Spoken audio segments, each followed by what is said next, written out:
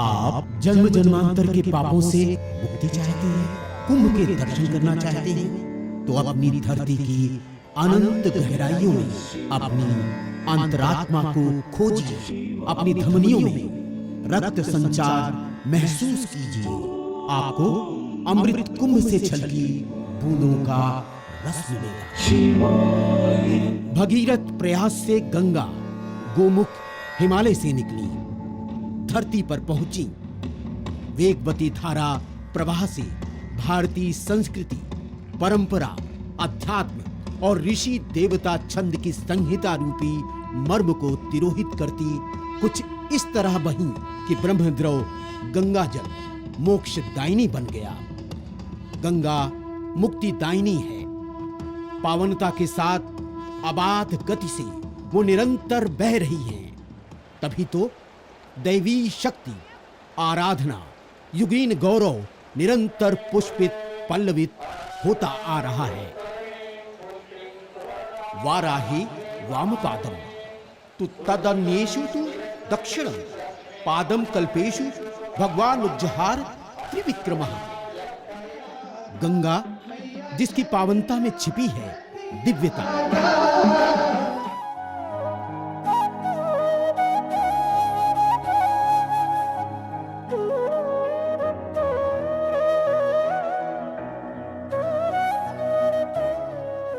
जिसके जल के स्पर्श मात्र से भौतिक विकार शुद्ध हो जाते हैं। तीव्र वेग, झंकृत ध्वनि तरंगों से गंगा जी का पृथ्वी पर वैभव बढ़ गया। पद्मिनी नायके मेषे कुंभ राशि गते गुरौ गंगा द्वारे भवेद्योगः कुंभ नामा तदोत्तमः। नासिक में गोदावरी यानी गौतमी नदी पूजनीय और पवित्र नदी है। कृते तु पद्मनगरम त्रेतायाम तु त्रिकंटकम द्वापरे तु जनस्थानम कलौ नासिक मुच्यते। गोदावरी से भरे जलाशयों की आराधना का अलग विधान है। त्र्यंबकेश्वर गोदावरी नदी प्रमुख तीर्थ स्थल है।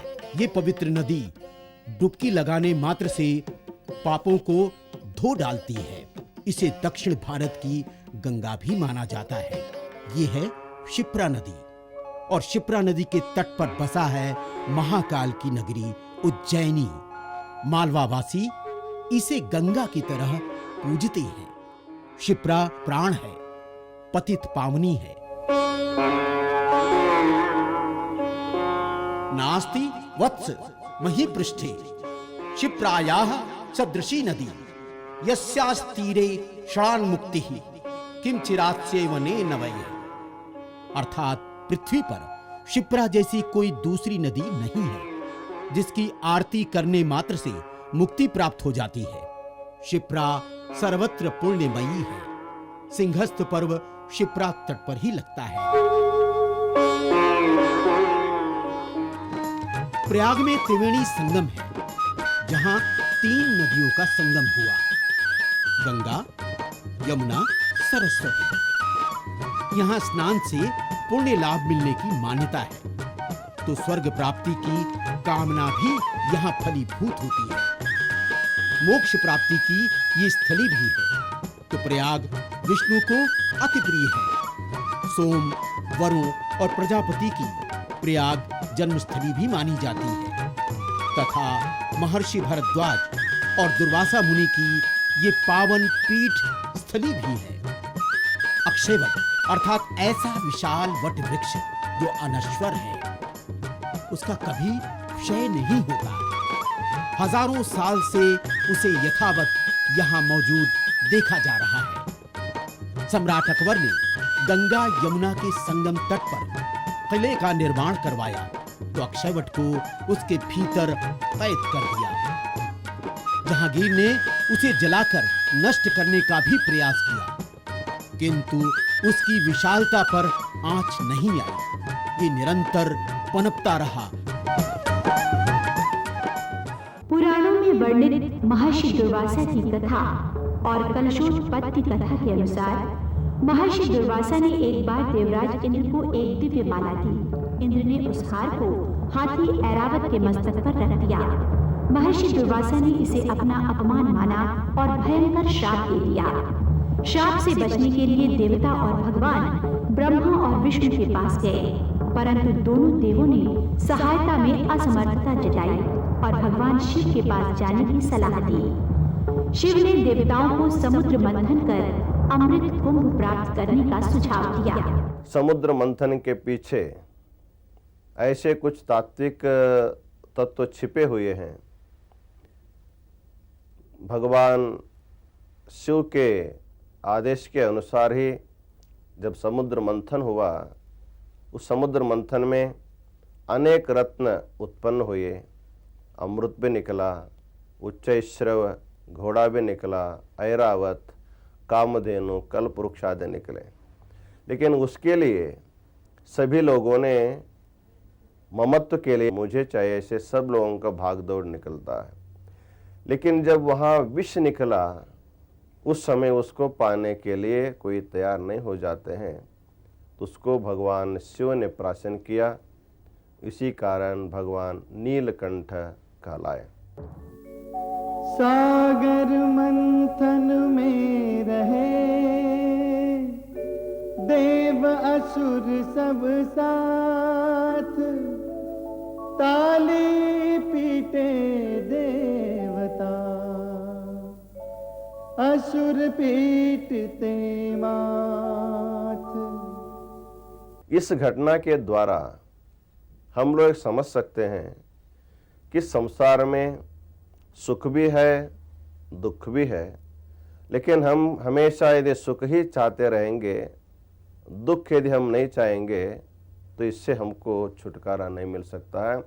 लेकिन महान व्यक्ति होने के लिए दुख सुख को दूसरों को दे देना चाहिए और दुख को अपने लिए लेना चाहिए। ऐसा जो व्यक्ति होगा वही महान कहलाता है। इसलिए भगवान शिव को हम महादेव इसलिए कहते हैं कि सारे सुखों को सभी देवी देवताओं को उन्होंने दे दिया और केवल विष को, जो दुख रूप है, उसको अपने स्वयं लिया। इसी के कारण भगवान शिव की महिमा अनादिकाल से उनकी महत्ता है। एक हमारे देश की जो आश्रम पद्धति है, उसका भी हमको बोध होता है। महाकवि कालिदास ने कहा है, शैशवे व्यस्त विद्यानाम यौवने विषयैषिणाम वार्धके मुनिवृत्तीनाम योगेनान्ते तनुत्यजाम। इस तरह एक मनुष्य को ब्रह्मचर्य आश्रम से संन्यास आश्रम तक पहुंचाने के लिए एक सुंदर व्यवस्था हमारे संस्कृति में, सभ्यता में बताया गया है। कलशस्य मुखे विष्णु कंठे रुद्र समाश्रितः, मूले त्वस्य स्थितो ब्रह्मा, मध्ये मातृगणा स्थिता, कुक्षौ तु सागरा, सर्वे सप्तद्वीपा वसुंधरा, ऋग्वेदो यजुर्वेदः, सामवेदो अथर्वता, अंगैश्च सहिता सर्वे समाश्रिता। कुंभ पर्व 2013, आपने कहा संकल्प, दृढ़ संकल्प, साधना, हम लोग सब लगे हुए हैं इसी साधना भाव से, और इच्छा शक्ति दृढ़ नहीं, दृढ़तम इच्छा शक्ति के साथ इसमें हम लोग सन्नद्ध हैं। हम भगवान भगवती गंगा की कृपा से, भगवान वेणी माधव की कृपा से और करोड़ों करोड़ श्रद्धालुओं की शुभकामनाओं से, उनकी शुभेच्छाओं से हम लोग इसको करते रहे हैं। और इस बार भी ऐसी ही उनकी कृपा हमारे ऊपर, आज तक तो मैं समझ रहा हूँ कि उन्होंने जो भी हो रहा है उनकी पूरी कृपा है। आइए पहले ऋषिकेश चलते हैं, जहां गंगा धरती पर सबसे पहले उतरी और वहां ऋषि परंपरा के मर्म को मिलकर सामूहिक रूप में महसूस करते हैं। ऋषिकेश में वेगवती धारा की कल कल बहती धारा अबाध गति से ध्वनि तरंगों को झंकरित करती जब उतरती है, तो उनकी अटखेलियों का कहना ही क्या है।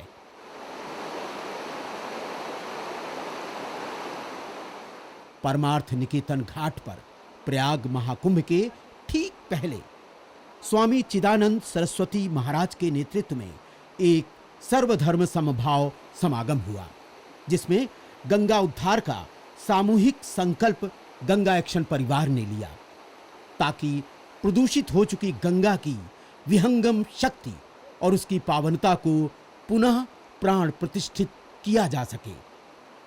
मनोरम छटा गंगा की गोद में ऋषियों का मिलन, बौद्ध संस्कृति के धम्म पदों का गुंजन,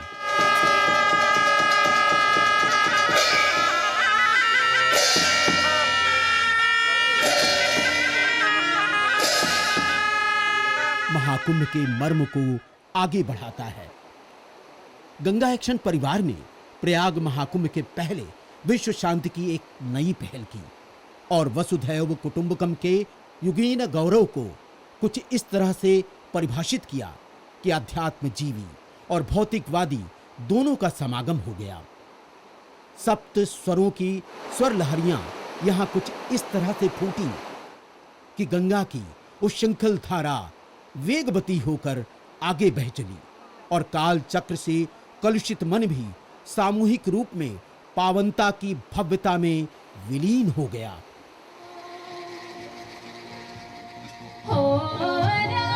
अध्यात्म जीवियों की बात हो अथवा ऋषि परंपरा की, मां गंगा की गोद में गंगा का जलाभिषेक गंगा जल से और दुग्ध पुष्प अर्पण कर मनः शांति की आराधना समूची प्रकृति की आराधना का प्रतिफल है। पंचमहाभूत में जितना अग्नि तत्व की महानता है, कमोवेश जल आचमन हो या फिर जल स्नान, खुले आसमान के नीचे बहती गंगा की जलधारा में वायु मारुत के प्रभाव के साथ ऋषि कुमारों के साथ ऋषि स्नान जब होता है तो वही महापर्व भी बन जाता है। अंजुलि से जल क्रीड़ा और महाकुंभ में नक्षत्र योग में स्नान की महत्ता को भी वही परिभाषित कर देता है। ऋषिकेश में स्वामी चिदानंद सरस्वती जी महाराज और रमेश भाई ओझा जी का सम्मिलित स्नान स्वच्छ कुंभ, प्रकृतिमय कुंभ की महानता को बलवती बनाने के लिए एक संकल्प के रूप में सामने प्रतिष्ठित हुआ। अब की बार थीम गंगा जी को ही लेकर के शुरू करी जाए, क्योंकि वैसे भी त्रिवेणी के तट पर हम लोग मिल रहे हैं, वहाँ गंगा जी यही है और ये सबसे बड़ा प्रश्न है। उस विषय में लोगों को जागृत करने की कोशिश की जाए।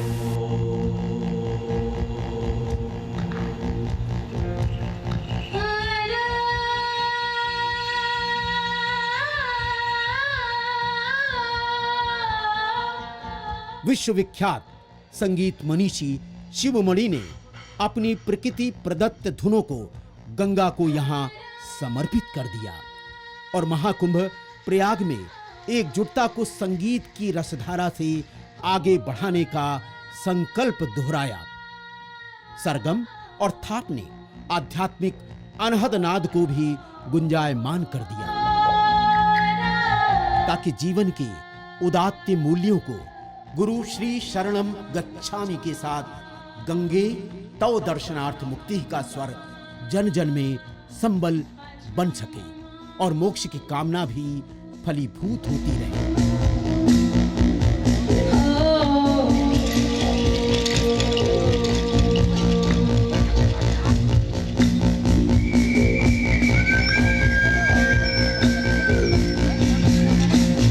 सर्वधर्म संभाव समानो मंत्रः समिति समानी के रूप में संवेद स्वर में मुखरित हुआ।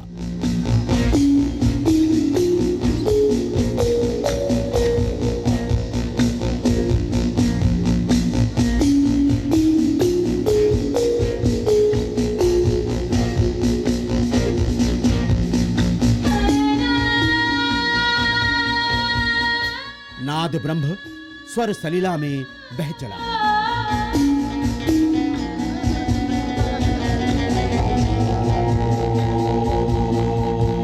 गंगा की आरती परमार्थ घाट की विश्व प्रसिद्ध है। उसकी भव्यता का अनुभव धरती पर उत्तरी गंगा की प्रवाह के साथ जोड़कर किया जा सकता है।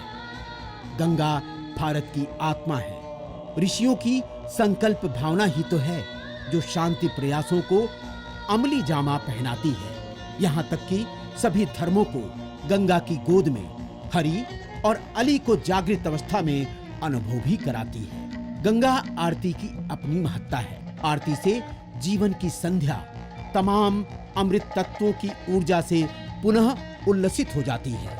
यही वसुधैव कुटुंबकम को चरितार्थ करने का माध्यम भी बन जाता है। हरिद्वार में भी गंगा आरती का यही भाव इसे जोड़कर आगे बढ़ाता है, जो त्रिवेणी में संपूर्ण हो जाता है।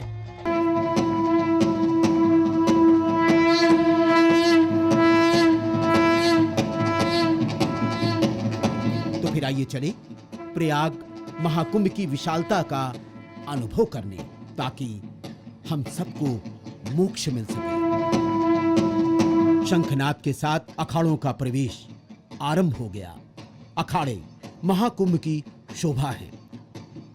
हाथी घोड़े पर सवारी ही नहीं, अपितु कर्तव्य के अनूठे बलों का प्रदर्शन उनकी उस अभिव्यक्ति की पहचान है जो महाकुंभ के चारों प्राण प्रतिष्ठित स्थलियों की पावनता, कुशलता और दैवी संस्कृति की प्रामाणिकता को आगे बढ़ाती है। गुरु शिष्य परंपरा का गणाधिपत्य रूप, सौंदर्य और भावनात्मक जुड़ाव कुछ इस तरह से यहाँ प्रदर्शित होता है कि समूची सृष्टि के संविधान का भाव भी परिलक्षित हो जाता है। इन्हीं अखाड़ों के सामूहिक शाही स्नान का महापर्व ही तो है जो संगम स्नान में महाकुंभ की विशालता की पताका को तिरोहित कर देता है।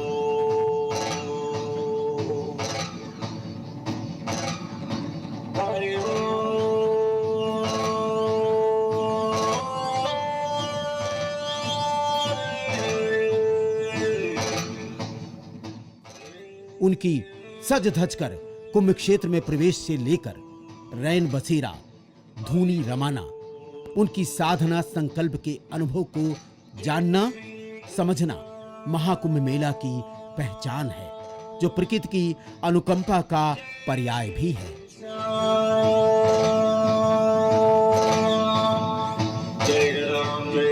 कुंभ की पावन धरती, त्रिवेणी संगम की आध्यात्मिक नगरी, जहां मौन निमंत्रण से पहुंचते हैं अखाड़े, साधु संत, तो गृहस्थ योगियों का कारवां भी यहां पीछे नहीं रहता। गांव देहात हो या फिर शहर की कोलाहल से दूर जीवन जीने की मंशा रखने वाले, अथवा संगम गंगा में गोते लगाने की कामना वासी, सभी खुले आसमान के नीचे डेरा जमाते हैं, भोजन पकाते हैं, अपना नया संसार बसाते हैं।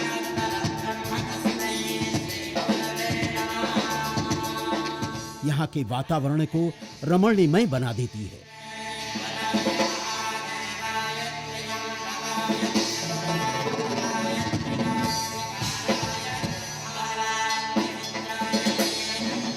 बात त्रिवेणी की हो तो गंगा तट और यहाँ की धरती पर तीर्थ पुरोहितों से अपने पुरखों का तर्पण करने की लालसा हो, दैवी संस्कृति की अद्भुत परंपरा का बखूबी समागम और समाधान भी यहाँ मिल जाता है। पूर्वजों का तर्पण श्राद्ध सामूहिक रूप में करने को मिल जाए तो कहना ही क्या। भाव शांति, गृह शांति के कलुष को काट देने का मार्ग स्वतः ही प्रशस्त हो जाता है। मान्यता से भरी पूरी है ये धरती, तो सामाजिक समरसता की भाव प्रवणता में भी सहज ही इसे अनुभव किया जा सकता है। श्रद्धा भक्ति की अनुपम छटा तो बस कुंभ अवसर पर ही देखने को मिलती है। गंगा तट पर लहराते रंग बिरंगे झंडे, पताका यहाँ के तीर्थ पुरोहितों की पहचान बखानते हैं, तो गुरु की शरण में पहुंचने का मार्गदर्शक भी ये झंडे ही बन जाते हैं। संगम तट पर पुरोहितों की बही इन बक्सों में बंद होती है, तो सालों साल पुराने यहाँ स्नान करने के लिए आने वाले तर्पण श्राद्ध करने वालों की परंपराओं का विवरण भी संग्रहित मिल जाता है। ये पंडे यहाँ की आत्मा है, यहाँ की शक्ति है, जिन्हें इतिहास के पन्नों में भी अपनी तरह से जगह मिलती रही है। त्रिवेणी में 3 नदियों के मिलन स्थली के जल में स्नान, पूजन, अर्चन, साधना, त्याग, श्रद्धा, भक्ति व्यक्त करने की मनोकामना का नैसर्गिक सुख मिलता है। कैसा अद्भुत है कि स्नान करने और मोक्ष प्राप्ति का आध्यात्मिक क्षेत्र, जहां दैवी संपदा की ऊर्जा गंगा जल स्पर्श करते ही मिल जाती है। तो मत चूकिए, आगे बढ़िए, गोता लगाइए और अनुभव कीजिए कुंभ से छलकी बूंदों से प्यास बुझाने की। आपको अपने अंतर मन की शक्ति सुनाई पड़ेगी। अपने संसार को खोजिए, अपनी धमनियों में रक्त का संचार महसूस कीजिए। आपको अंतर मन से जो आवाज सुनाई पड़ेगी, उसमें अमृत कलश से छलकी बूंदों का मर्म आप महसूस करेंगे।